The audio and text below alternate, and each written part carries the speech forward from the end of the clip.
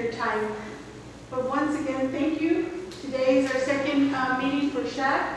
It's November the 7th. We have a lot of things on the agenda. I don't know if it was mailed to you. I think it was.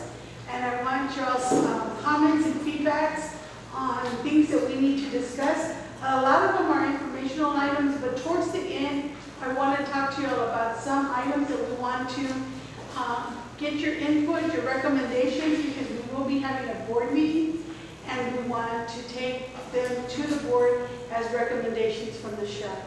So let's get started, and again, welcome.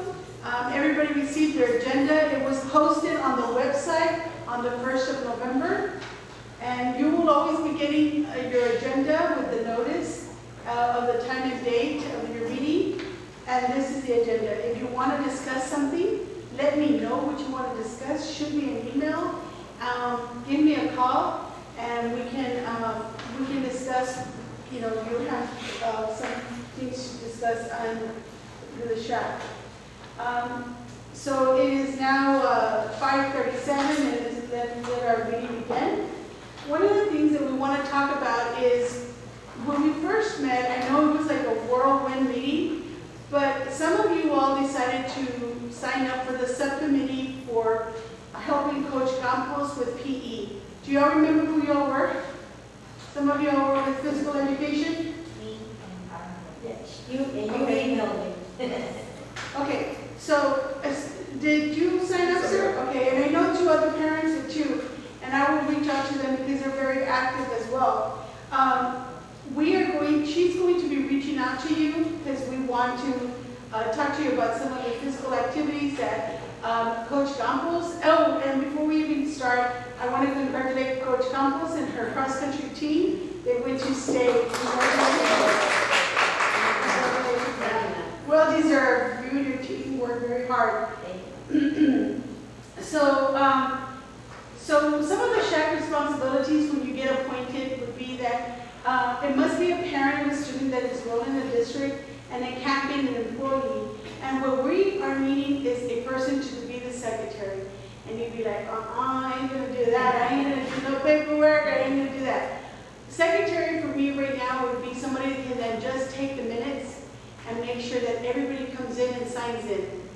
That would be the two duties that you would be responsible for. I would provide everything for you. You just take down minutes of what was discussed, and make sure you collect the sign-in sheet. I need a parent that would be willing to do this. Anybody parent?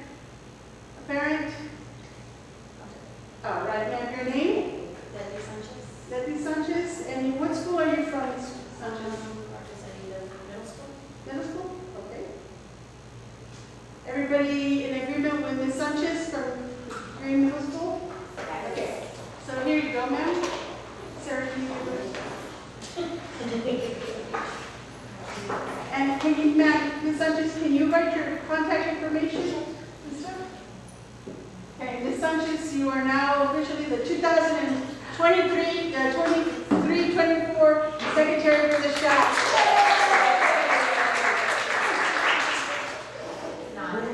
Thank you, Ms. Sanchez. And you and I will work closely together, okay? The next informational item that we have is health services, and we have Ms. Sarah Salivad. And let me just tell you a little bit about Ms. Sarah Salivad. She's an asset to our district. She takes care of all our health services. She knows every student's health condition, and if she doesn't know how to problem solve something, she figures it out on her own, and I just love that about her. And she just takes the initiative to do a lot of things for us, and she makes our jobs a lot easier. So Sarah, thank you very much for all that you do. But let's talk about what you're doing right now in the district with health services, and let our committee know. Oh, I'm sorry. In your folder, you have all the information that we're going to talk about. You've got an agenda. You've got the agenda. You've got the PowerPoint presentation. If you do have difficulty seeing, I did print it out for you, and other things that we're going to talk about. Okay, Ms. Sarah. So for health services, one part of the health services for SHAC is the staff wellness. So for staff wellness, we have some staff vaccine And so we had one on September the 22nd, and then we have another one scheduled for November the 14th for any staff who did not get an opportunity to get their flu vaccine. They'll get another opportunity to get them at that time. We also are bringing right-way imaging. We were bringing it before COVID hit, and COVID hit, we couldn't bring any vendors in. But what they do is they do preventative sonogram screenings. They'll check your carotids, they'll check the liver and the kidneys, to check the thyroid. We've had in the past where staff members have been able to find health issues or health concerns before, and we're able to address them. It isn't free, they do charge a fee, but they're able to use that imaging and a study for them to help them. And we're going to bring them towards the end of the school year. It's really hard to bring them through the school year or even at the beginning because they're planning, they're teaching. It has to be done on like their regular time. Some of them are coaches and they're busy, so it gets difficult. So at the end of the school year, we're going to try it this year and see if that will give them more of an opportunity and more staff members would, have more time to be able to do so. Ms. Sarah, how many do you know, and I might put you on the spot, how many staff employees went on the first? So we had 60 employees go to the flu vaccine in September. And I did have quite a few who weren't able to make it then. I had some staff members who barely made it on time. And we even held it a little later. So that's why we're going to do another one. And it's going to be at the high school. So that way, we try to do it at different locations. And then if we have enough staff who want it again, we'll bring another clinic for them. But I have to judge by how many actually sign up and want it. Because I do know the flu is out there. I know 4 people already that have been hit with the flu this week. So it's out there. So I think it's good that you're bringing it. Yes. I wish we could bring it for students, but it's not free. Like even ours, this is the only company pretty much that there's no co-pay for the staff. So the staff don't have a co-pay with our health insurance with this company. They can just sign up, they come in, they get it, and it's free. If they go to CVS or Walgreens or anywhere else, they're going to get a co-pay charge. Even the health department, they're having flu clinics, but they charge $20 for the flu shot. So it's not a free vaccine. So unfortunately, we do bring it for our staff though. Another one is we have Wellness Wednesdays, and I know the parental department is really good at bringing a lot of health planning and a lot of health events, and our staff is being able to take advantage of that and utilize it. We also have a health insurance committee. We learned a lot where this came from actually Ms. Fotis. We had a lot of staff, and they had some questions about their health insurance, and so this is another staff wellness where we have a committee that actually has meetings and goes over whatever questions staff are having about their insurance, and that way we take it to the insurance company and they're able to answer some of those questions so that staff can easily maneuver and know how to mitigate with their insurance. We have CPR and Stop the Bleed. Our CPR already has Stop the Bleed in it when they do that course, and so on May we already started for staff and there was 30. And then in July, we had the coaches, and then in July again, we had more coaches and we had more staff. And then in August, we also had more staff, and we got our band directors. Certain staff have to be certified, and then throughout the year, we still do classes. So there'll be continuous classes being scheduled. We usually do them on staff development days when there's no students, because it is an all-day class for them. It's not something really short. It's all day, and they have to do everything. They don't just do CPR, they can Stop the Bleed, they do first aid when there's a snake bite or heat exhaustion. All of those, they get that training on there. You have kids who are going on field trips and stuff like that, they have to know what to do. Seizure training, that was also something that was through the state of Texas, that anybody who is going to be in the care of students had to have that training. That training was through the Epilepsy Foundation. They had to actually do a course online and print out a certificate. We did that on one of their staff development days where they had to sit down and actually do that whole course. It's an hour. They sit there for an hour and watch a whole presentation video. They have to do a pre-test and a post-test, and then they get their certificate. Promoting wellness. This was something with the wellness fund that we put into play. And so what we're doing monthly health topics. And we have just integrated it and made it a collaboration between all departments. I feel that that is just something that's going to we all feel it's something that's just gonna really push the envelope with that. So like this month, we have diabetes awareness. And so you'll be seeing stuff coming out on social media. On my part, on the health wellness, it'll mostly be like, what's your A1C? Nobody knows. People get laughed, you have no idea, you say A1C, you're like, okay, great, I don't know what that is, right? You have, like, what is the normal blood sugar, what's not? What are signs and symptoms of diabetes? And yes, it's for students, but also for community as a family. The whole family's aware of these things, and, and it's going to really help have an understanding of diabetes.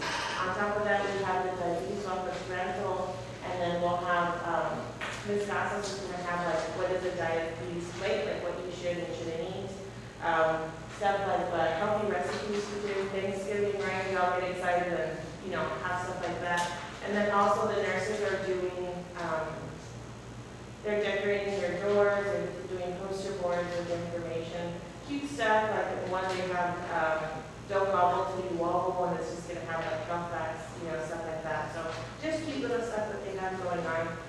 Just to help promote the health topics that we have for those months. So each department, I know Ms. Campos will be posting maybe this month, like exercises you can do at home, that aren't outside because of the cold weather, etc. The district webpage, we are updating the health services page. So it's right here, Sarah. So where do we go to? Yeah, so here we have the fentanyl facts. Fentanyl facts. So that's a new health tab that we've added that has just information about fentanyl. It has what we're doing here at La Feria ISD to help bring awareness. And then also it has just information about substance abuse, outreach programs that you can have towards the bottom. And it's just information on how you can get some of those resources. Including on the page, we'll be updating it. I'm working with Ms. Ariana to update. It's going to have more, like there's one that's going to have a bunch of health links that you can go to. That's going to have like the American Heart Association, the Diabetes Association, those health links that you'll be able to get on and look it up. So that's pretty much for the web page. For health screenings, we've already started. Some campuses have completed, other campuses are still pending some grade levels, but we're doing the vision, the hearing, the spinal, and the AM, which is the diabetes screening. It's on your pre-K, kinder, first, third, we do fifth, seventh, eighth. Those grade levels get those screenings done. The submission for our vaccine report to state will be in December. So my goal is to have it done by November the 17th. We submit that form. And so that will be going for state. So that's currently what we're working on right now. Do you all have any questions for Ms. Sarah on the health services? I told you she was pretty good, right? She's on top. She's on top of a lot of things. Thank you, Sarah. Ms. Sarah. Next, we have the Cameron County Public Health Information, and that's with the Cheyenne Eliza. She's not again, she was not able to make it today, but she did tell me that she does want to talk to you all next time that we meet regarding some of the support that Cameron County Public Health Services provides. One of the things that she really pushed last school year with the help of Ms. Sarah Salivar was the intract immunizations, and we're all seniors that will be graduating, well, all seniors that leave the district will have to then transfer. Can you go into more into detail on that? So for Amtrak, they have, when your kids are little and you sign up for Amtrak, and that's just to the doctor's office, put it in a state portal, and then we're able to, certain organizations are able to open it up and see the vaccine record. But when a student turns 18 years of age, that portal turns from child to adult, and if they don't sign up with an adult form, then they lose access to all those childhood vaccines. So right when they graduate, it's not too bad, right? They can get their vaccine form from the nurse's office, etc. But let's say 5-6 years down the road, they get into a nursing program or something, and then they go to the county and they want to get a printout, well, they're no longer in the system if they never switch to the adult one. And that's where the county was asking if there's any way school districts can help assist getting these kiddos to do the adult one, so that way later on, if they need to access those records, they're able to do so and it's still in the system for them. Which helps anyways, because if they, move anywhere in the state of Texas, and, as an adult, and they need, their shot records for another doctor's office to go, that doctor's office will be able to go into that portal and find it. So that's our goal, is to have 100% of the students, switch when they turn 18 to that adult consent one. It is, it has to be, you can't force them to, it is, voluntary if they want to do so, but usually once you explain it that way, everyone's like, yeah, I want to do it, because they want to keep access to their records. So last year we started out with maybe, we didn't have that many, but then at the end of the year we have 100%. So this year we want to still aim for 100% as well. So I know Ms. Sarah and Michelle. Our next informational item is the family community engagement with Ms. Nancy Laredo. Yes, and I apologize, I forgot to add other events that we have already before. That's okay. So we just finished our balance meeting on our Wellness Wednesdays, and that was, I think it was like for 5 weeks, and it was on balance your time, managing your stress, feed your body, move your body, and rest your body. So it was very interesting sessions that Ms. Gloria Carter, she was are the one that gave us our sessions. And also, we have one of our regular parents here. I don't know if you want to say something about our Wellness Wednesdays, Ms. It's amazing. I mean, I won't say, I'm not going to sub today, because I go to I really, on Wednesdays, I'm going to sub, because I want to go to the That's meetings. good. They're awesome. I try They're to, real good. like, for example, if I don't have, I know that Ms. Gloria was out several Wednesdays, but I try to substitute that Wednesday for something else that has to do with stress. Like, how can we manage stress? What can we do? So we did like a canvas painting with one of our teachers from the high school, and she's awesome. She's so good. Now I hear that she's doing some of the classes for our ACE program. Yes. So that's wonderful. And so last week we just started with another class, which is with the Wellness Wednesday for Lydia Garcia, and she's here right now. Can you please tell us a bit more about that class? Good afternoon, my name is Lydia Garcia. I'm the extension agent for the Better Living Protections with Texting and Active Extension. And we just started a healthy carbohydrates 4-session nutrition program that provides information for participants either if they're pre-diabetic or diabetic. And during the 4 sessions, we concentrate in a healthy weight. So just how to learn how to manage carbohydrates, which ones should we eat more often, which ones should we limit. The program does give 3 different goal settings depending on each person's individual goals that they want to set for themselves, whether they want to have other health or maintain their health or get to a healthy weight. So it does give them, or we do discuss the different types of carbohydrates and how to do carbohydrate counting in terms of how many options they have for their day. We're also going to discuss how to incorporate physical activity at least 30 minutes at least 5 times during the week, and also endurance training. So we'll talk about that as well. We just had our first session. Tomorrow will be session number 2, and we will have 2 more sessions after that. So we'll have that throughout the Wednesdays in the month of November. And then we're also doing adding some healthy recipes that we'll be preparing at each session. So they'll be helping to prepare those recipes, learn how much or how many carbohydrates those recipes have, and we'll get our tasting. And then we also take home a nutrition education reinforcement item, something depending on the topic that we discussed.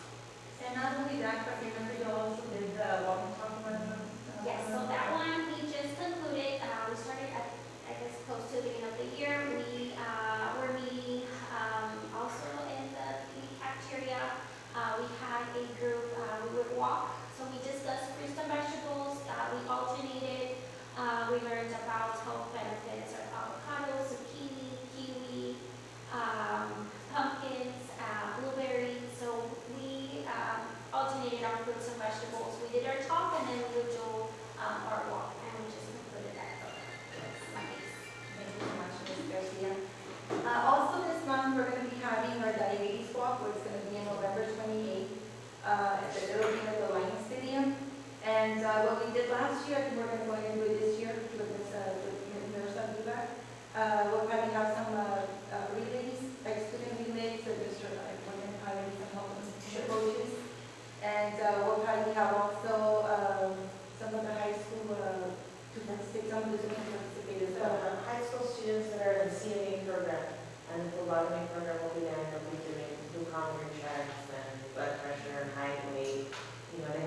skills check off list that they have to get completed, and so that way they can also participate in trying to get this kind of thing.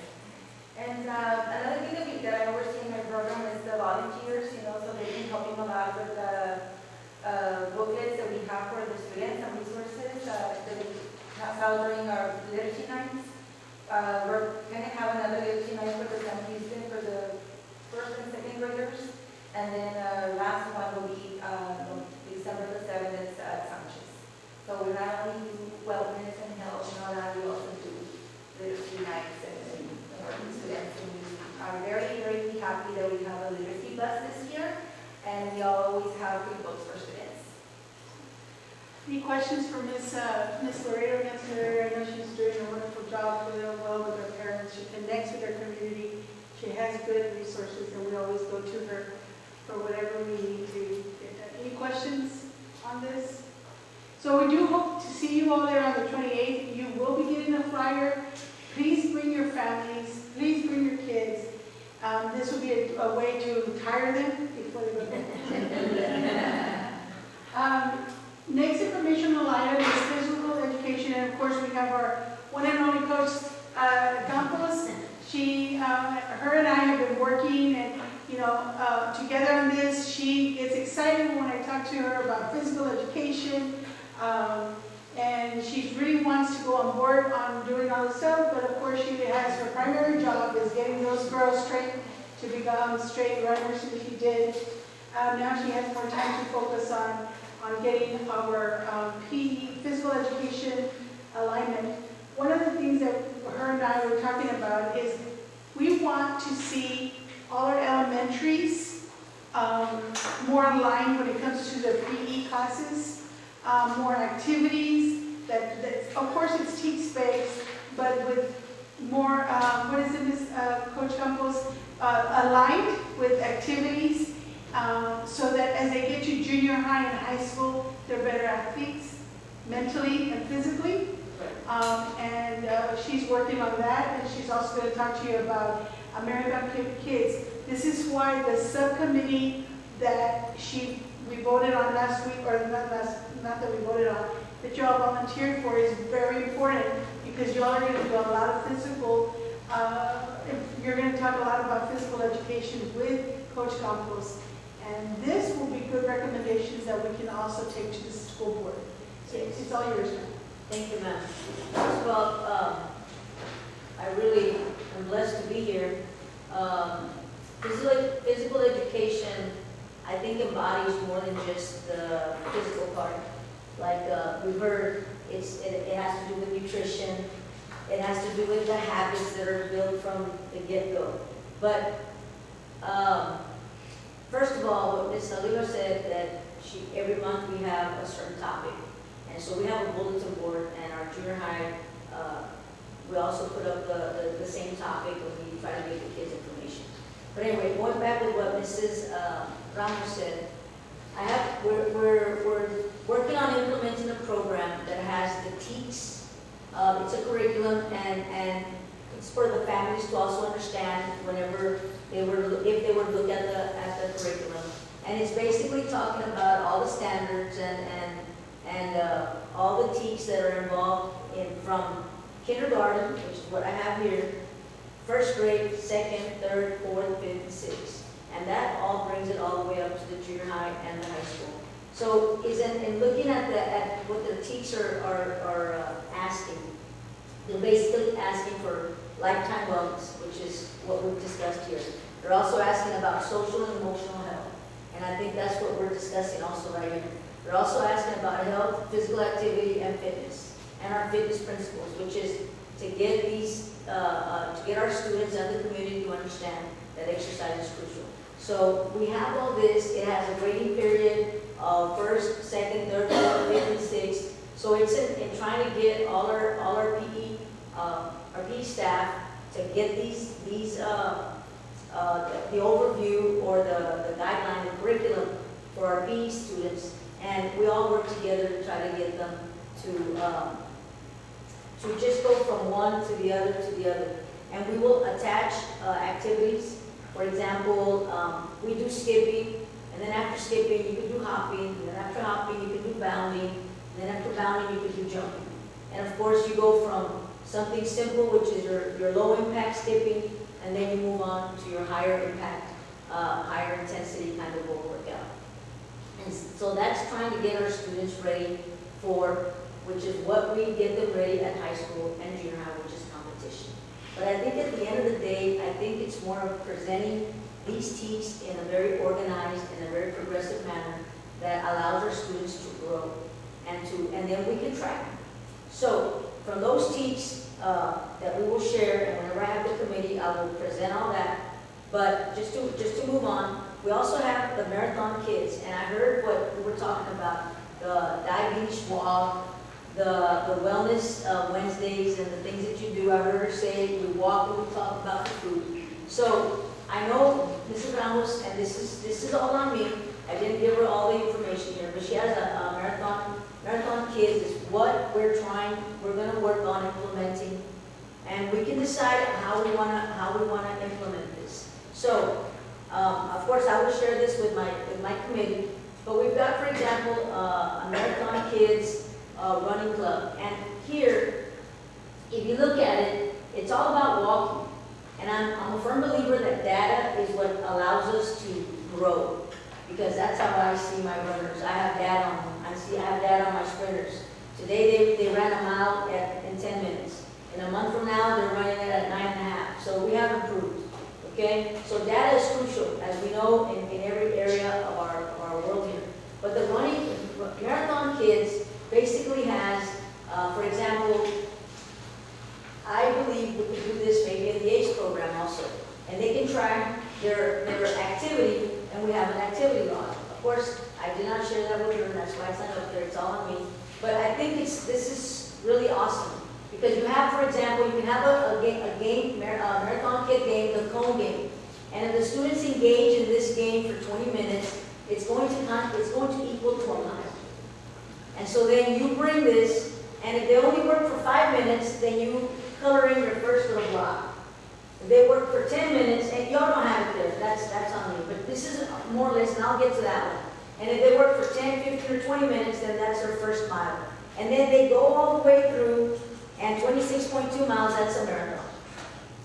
Okay, and again, a lot of data I think is important for the parents to also see what they're doing. We can do this in the ACE program, we can do it in the P class, and it has all the activities that equal to a mile. Okay, 20 minutes.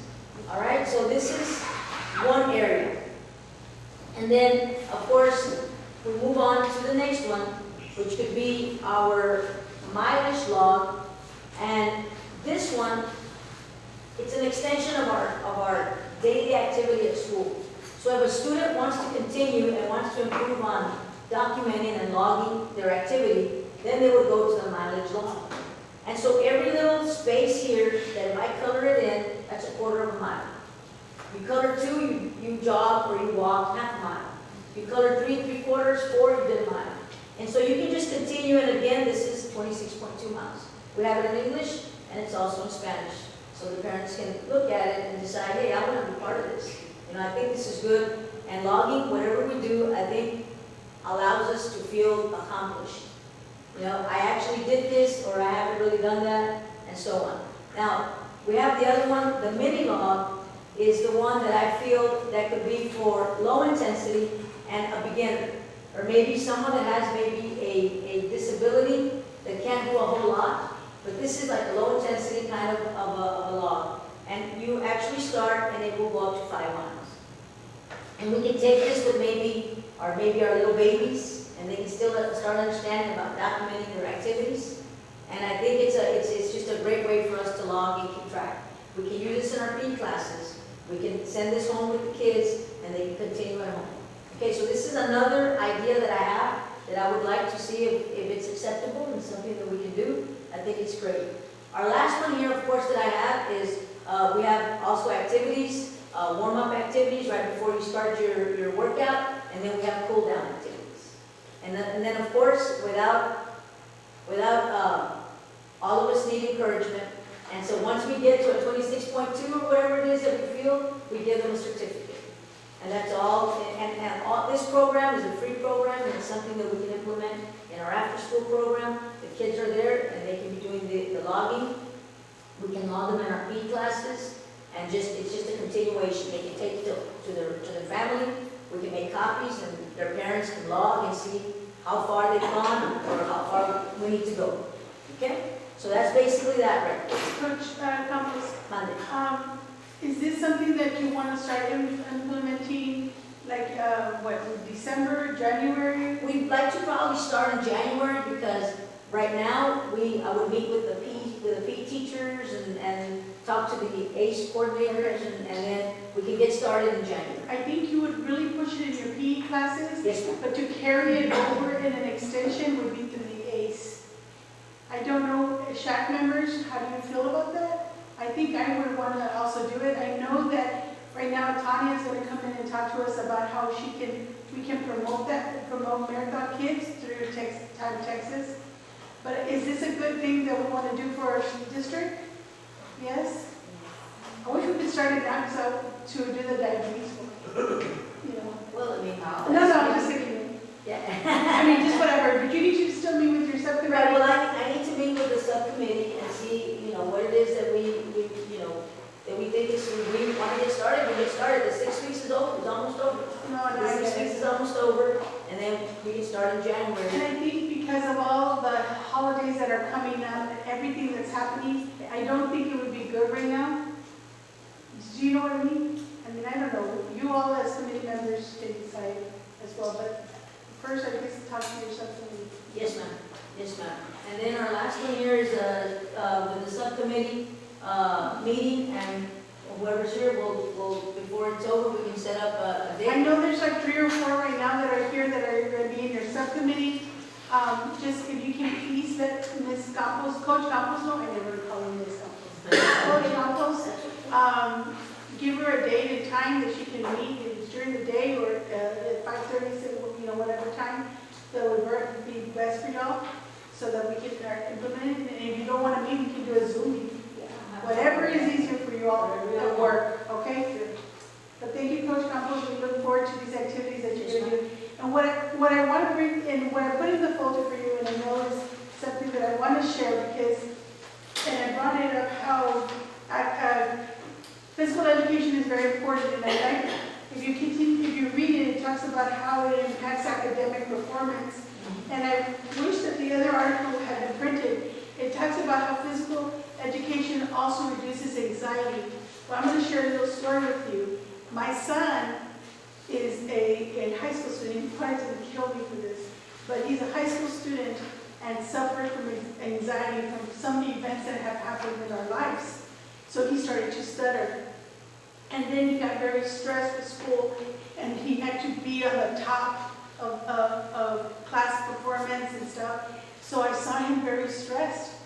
So we talked a lot, we had a lot of conversations, and if you know me, you know my history, I told him that why not come to La Feria where it's home. So he came back to La Feria, and he is just in awe. He loves it. He joined football in June, practice, and never missed a beat. And he's gone down in size, but he's bulking up, and you don't hear him stutter because his anxiety has completely, and not one day goes by that he does not want to exercise. He, like yesterday, he told me, I don't want to work out, but I have to work out. His coach Vento's going to kill me, like that type of thing. But no, he does it, and he likes it. And he is just a different kid, and if you know him from when things happen in our lives to now, he's a different kid, and he with a smile and just with great ambition. So I do believe that athletics, physical education does help with anxiety and academic performance. So that's my other thing, and he's going to kill me for that. Next one is Texas Time Information Items. We have Tanya. Yes, thank you so much for having me, and we'll continue in that topic of the importance of physical education. I'm going to pass out a little flyer, and I'm here to tell you guys it's time up, but yeah. You guys know what time it is? It's game time. Game They time, always ask me yes. that. is SHAC. It's time Texas Community Challenge. And so we're here last year, we're here again. You guys are always in the top 3. And so we're here to invite you. Our community challenge, it's not necessarily focused on the students, it's focused more for the employees and the community. So, just like Marathon Kids, it's a way to keep track of your healthy habits. So it's a quick little thing. It's an 8-week challenge. It starts in January. And anybody with a phone, you can download the app and you can participate.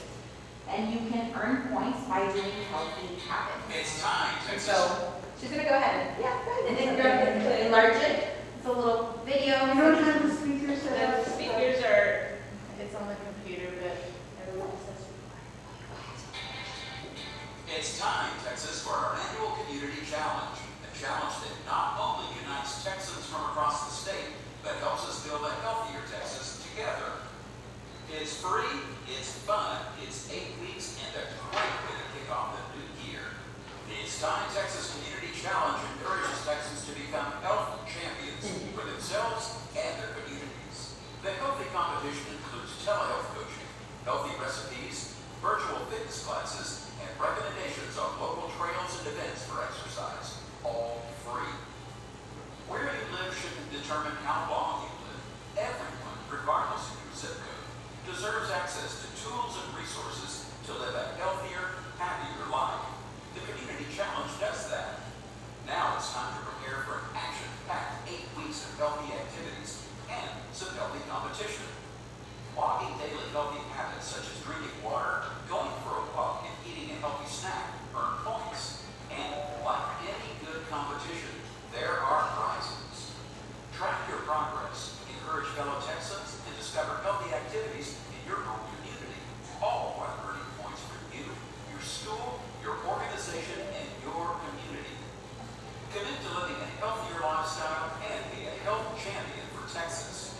It's Time Texas Community Challenge. Champions unite.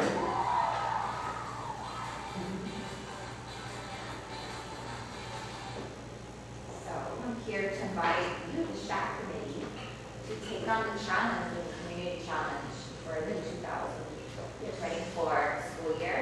This is a great way for us to role model those healthy actions for the children. We can track our points on the app, and then we can show you that data and show how we're progressing. I know that here's about us, we have this stigma that we're obese, we're overweight, and we can change that, but we need to take a couple of steps, and this is great. So I would love to come by and present it to your teachers, to your parents, so we can get a health committee, we call it a health champions, to help promote this. I think we should call it something like the Lions Champions, or Lion Champions, or something. So, any questions? And then this will start when it gets. It starts in January, but we can start promoting it now. We can start creating these health committees. Last year, so you can refer friends through the app. And last year we had a competition to see who was the health champion. Actually, Ms. Lola won.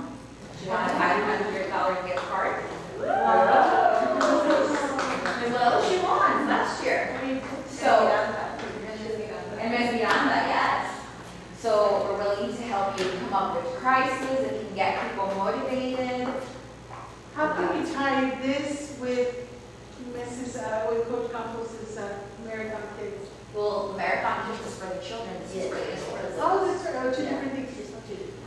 I was thinking, I don't know if it's possible, I don't know what we have on our agenda for December, sir, maybe we can bring them to come and talk to our staff. Now, are we still going to be able to register early in December? I know we Yes. get extra points for that. Does that still happen? Exactly, yes. And then if your superintendent signs the pledge, you Oh, get you have to extra points. videotape it, right? Yes, you can come back. It's open. Will we get extra points? And you get extra points Can we right register now. now? Yes. Okay. Registration opened November 1st.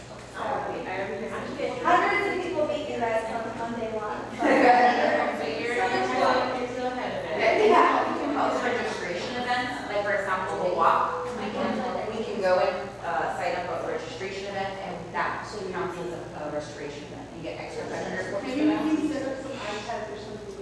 Could we do that right there? And if you want to register your whole staff, you can do that as well. You can just send their emails. Okay. It was zip codes, you can send a mass email to register everyone. No, we did a health fair 1 year, and that was how we got a lot of points for because we did a health event, it was for the community.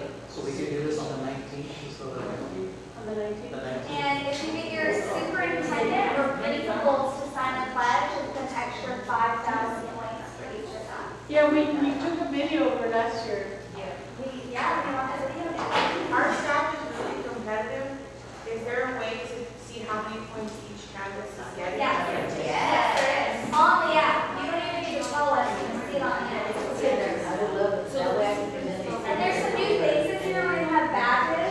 So as we do more things, we'll go from bronze to silver to gold in different areas. Okay.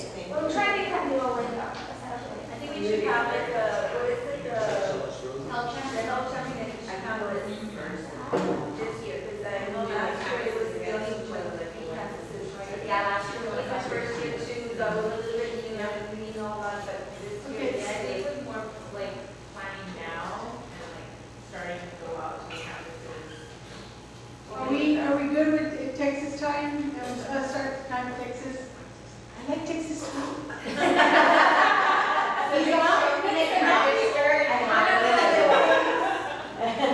If you show me that you register, I have a little. Okay, so we're good, SHAC committee, so we're gonna continue with this? Okay. Can we And I- still use the old app or is it a new app? I got I also know that Tanya keeps on sending us emails, and I haven't really found it. But it's about the wellness policy goals. I already, we Okay. Good. Any questions for It's Time Texas? Thank you, ladies, for all your support. The next thing that I need to talk to you about, and we do need to take some your recommendations, is in your folder, I want to share this with you. It's a letter from TEA that talks about several laws that have passed on September 21st, 2023, several House bills passed. And I want to talk to you, they're related to fentanyl-related legislation that was passed during the 88 Texas legislature to raise awareness of fentanyl poisoning and to promote prevention efforts. Specifically, students and families need to know that other drugs may contain a deadly level of fentanyl. So instead of Texas One Pill Kills is set across the state to educate Texans on how to prevent and recognize and reverse fentanyl poisoning. So the 88 Texas legislature passed several legislation-related awareness bills that will impact our health policies and health education beginning this school year of 2023.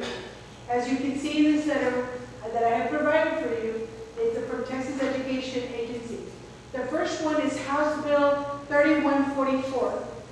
And this one is Governor Abbott established the month of October as fentanyl poisoning awareness. October is not only drug awareness, fire prevention, and now is going to be, October will also be known as Fentanyl Poisoning Awareness Month.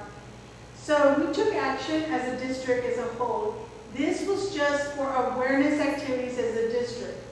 And I just go over, nurses created fentanyl awareness poster boards and decorated their doors. Everybody in the schools visit the school nurse. They may not visit the office, but they surely visit the school nurse. So where is that? That's a good place for information to be provided. And it's just basic awareness of fentanyl, about drug awareness. Then flyers on social media for fentanyl awareness posted every Tuesday and Thursday in the month of October. Neighborhood schools have presentations regarding drug awareness. Noemi Dominguez had the La Feria Police Department present on fentanyl poisoning awareness. This wasn't instruction, this wasn't curriculum, this was just awareness. La Feria PD did an excellent job coming in, talking to them about the safety of drug abuse, talk about the dangers of fentanyl. W.B. Green had Homeland Security come in and talk about fentanyl poison awareness. And La Feria Early College and La Feria Academy had Drug Enforcement Agency come and do a presentation as well on fentanyl awareness. So we took action as a district, and we wanted our school children to know at age appropriate, and we decided that 5th grade and up would be appropriate for them to talk about fentanyl awareness. In the elementaries, we did a lot of, what is it, Mr. Medicine, medical awareness, like medicine awareness. If medicine is dangerous, call your mom. If you see a pill, don't pick it up. Call your parents, let your parents know. So this is what we did as a district, just to let them know what was going on. And we did House Bill 31. That's what it consisted of. Then another House bill is House Bill 3908, and this one is where it affects us.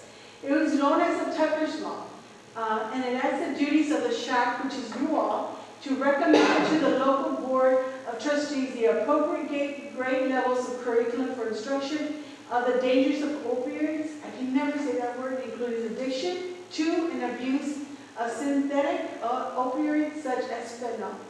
So we have to look at curriculum and provide a recommendation to the board, what will be appropriate. Also, Governor Abbott also designated a week known as fentanyl poison awareness, which we just talked about. And then in grades 6 through 12, Texas Education Code 38.04 indicates that we have to provide instruction, research-based instruction on fentanyl abuse. And it has to include suicide prevention, prevention of abuse and addiction, awareness of local school and community resources, and health education that includes information about substance use and abuse.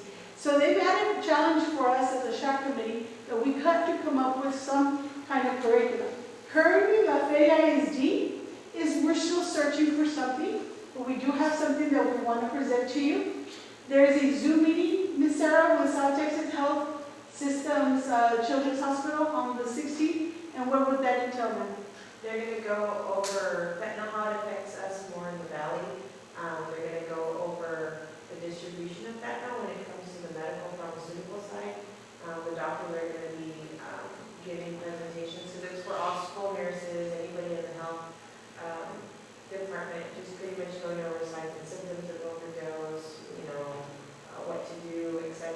Just going over fentanyl and the whole holistic view all the way around.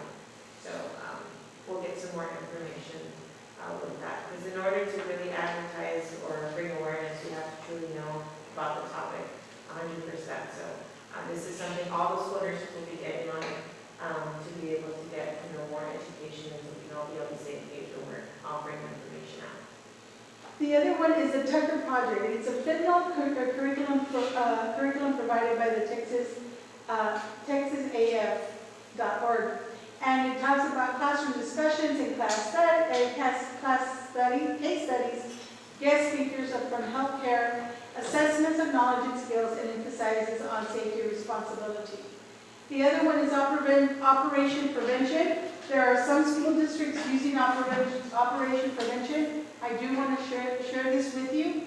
This is a free curriculum that focuses on fentanyl awareness and would meet the requirement for the House Bill 3908. It is free, and I want to go over it because it has lessons that can be provided to our students. Where does it go? It talks about counterfeit drugs, opioid and prescription drugs, multi-drug exploratory. Where is it? I forgot. Where is it found the lessons? School resources here. Here we go. It has elevated. We wanted, if the school district decides the board that they want to introduce this to elementary, we can. It has digital lessons, and of course it has an educator's guide. It has activities. Then of course the requirement would be from 6th grade on up for middle school, and it has several lessons on them as well. I believe middle school has 8 or 9 lessons, and let me see if I can get it down a bit. This is it. I don't know where it is. It's about. Here we go. Here's the middle school, and it has 5 lessons. understanding the endorphins, what are opioids, I can never say opioids, how opioids affect the body, the misuse, the dependency, and the addiction, and applying what we learned. Then also in high school level, it talks about, it has its lessons as well and an educator's guide. We don't know how we want to implement this, but as a committee, as a SHAC committee, we bring it to you all to see if this would be a recommendation that you would want to take, for us to take to the board so they can review it and make their decision for our fentanyl destruction, for our fentanyl use. It is for all grade levels, but of course it would be up to what we decided. It would be from 6th to 12th grade. It has videos, has everything that we would need to be compliant with House Bill 3908. Also, one of the others is that it has for Spanish-speaking students as well. We don't know how we would implement this in middle school and junior high. We brainstormed a little bit, maybe implementing it for the PE classrooms, or maybe, we don't know the logistics of it, but we know that we need to provide something for our students. Would the teachers be giving this to the students, or are the kids going to be watching videos or taking assessments after each one? This is more, ma'am, where we would train our teachers. They say we decide to do with our PE, we would do a professional development with them and train them. We would provide them the lessons. We would provide them the guides on how to implement the curriculum. We don't want it, one of the things that Mr. Flores and I did discuss briefly is we don't want to just add it and throw it to our teachers, because they have a lot on their plates. Not that our PE coaches don't, or our other support staff don't, but their focus is on academic part, so we need to support them by having other support staff members provide this instruction. So this is something that Ms. Coach Campos would come in and also assist in how we can be more, how we can deliver these lessons to these students. We would go over, there is a resource for us to train our teachers and help them implement this in the PE classrooms or in whatever classes we decide to implement. But as a SHAC responsibility, our responsibility is to come up with a curriculum. There's a curriculum here. It's free. It's research-based. It's something that we can do right now. And if we feel that it does not meet the letter of the law, as we dig into it more and more, then by that time, we can also provide another curriculum. As the months go by, more companies, more agencies will come up with a curriculum. But this one is here. Other school districts are using it. Round Rock ISD is using this as an implementation, to implement this. As a SHAC committee. Does the district, do y'all carry Narcan or no? Monday? Narcan? Do you guys carry Narcan? The nurses? At this time, we don't, but all the police officers have been figured out. So like, let's say someone were to overdose, you would have to wait for PD to show up. Or like a PD that shows. And I'm glad that you bring this up because the next House bill talks about opioids. Okay, no, the only reason I ask is I work on the ambulance service here. And like yesterday, I was working in La Feria, and we had a call at middle school where I don't know if it was a custodian, but he fell cleaning the backboard of the basketball court. And luckily we were at our station, but if we're not at our station, they're going to send the next closest ambulance, which is Dixieland. If that was not out there, it was the next one, which would be the Loop. If that was out there, they're going to send Lodi Valley Baptist. So like, that's just the way it works, you know. So it's not always an ambulance. You jumped the gun, but we'll go back Yeah. to this one. And the next House bill that I'm going to talk to you all about is, and let me put it here on this, is this one here, where it's House Bill Senate Bill 629, where the district has to come up with an opioid antigens. And they're saying, look, if you're going to do something, you can do it from 6th to 12th grade. Provide something and have it ready. But you don't have to. But if you do, you're going to have to provide procedures in place, and you got to train people. Now, We are going to take this to the board on November 13th. This is not a SHAC recommendation. This is an actual school board recommendation. They will determine if this is something that they want. If it's going to be implemented, if they're going to put an opioid antigenous at every school, or are they just going to focus from 6 to 12? We don't know where the direction of the school board is going, but we do know that they're going to have to make a decision on that. But yes, we are going to have to address that, sir. Yeah, that would be good because, yeah, that's the way it works. So yes, the law. Like I said, like yesterday we had that emergency and luckily we were at our station. And it ended up being, it was a big deal. We had to activate the trauma team, we got like Baptist, and it was just, and then recently we've been dealing with fentanyl and ambulance like that. I mean, they've been killing people. And it's not just like people are taking fentanyl, it's drugs laced with fentanyl. You don't know what you're taking. Yes. Especially the kids. Like right now it's fentanyl. Before this it was spice. Before spice it was X. You know what I mean? And it's just one of those, our service, I don't know if you guys know, we do have community health paramedics. And it's a program within our service, and there's about 4 of the guys that are paramedics, and they run, you know, they do things part of the community. And I feel like if you guys were to reach out with them, or reach out to them, they could even do something here at the school as far as a presentation, or, you know, and it's just more of teaching the kids, because it's not just the kids that are doing it, the kids are being exposed to this at home. You know, I go to houses all the time, and it's not the kids, it's the family that are dealing with it. And it'd be great that if the kids were to catch something that they see, like, hey, I learned this in school, and I see this going on in my house, then we can actually take that, and man, that would be a great thing to have. So this is something, if the board adopts, Yeah. they have to provide, if they're going to determine if it's going to be from 6 to 12 or at every campus.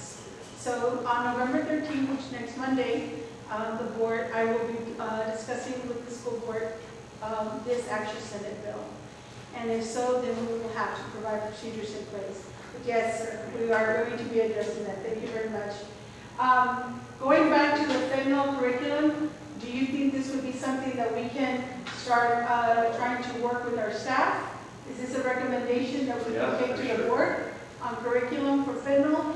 And then it would be taken to the board not today, not this month, but it would be in December. Okay? This would be a recommendation. We would take it to the board as a SHAC recommendation, and they can say no, or they can say, it just depends on what direction the board wants.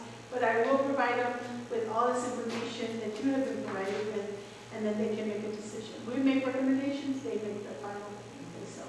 So is this something that you all want me to take to the board on fentanyl instruction? Okay.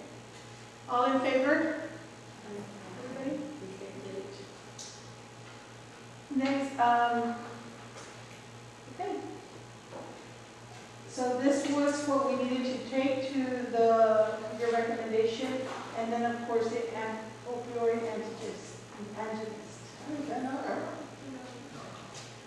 Any other questions or concerns at this time? This time? Nothing? I think we covered a lot. We gave you a lot of information that we have been doing. We did have to take some vote on recommendations, but also the next item will be our next SHAC meeting. Yeah, for sure. Any recommendations for our SHAC meeting? Do you want to wait until after the holidays in January? Okay, school employees say yes. Parents say no. Give me some recommendations. I know in December, we're very short on time, so I don't see that we would have one in December, but we could have one in January. I think January would be good, because then we would have the school board meetings, we would have more updates on what was passed, and what was approved, and And what we'll the next steps are. Any questions on this? This will give you all time to work on Marathon Kids, the PE with your subcommittees, and then it's time Texas. I said it right? Okay, thank you very much. Thank you for showing up. Thank you for being part of this important committee, and we'll see you all next time. But thank you. Please speak with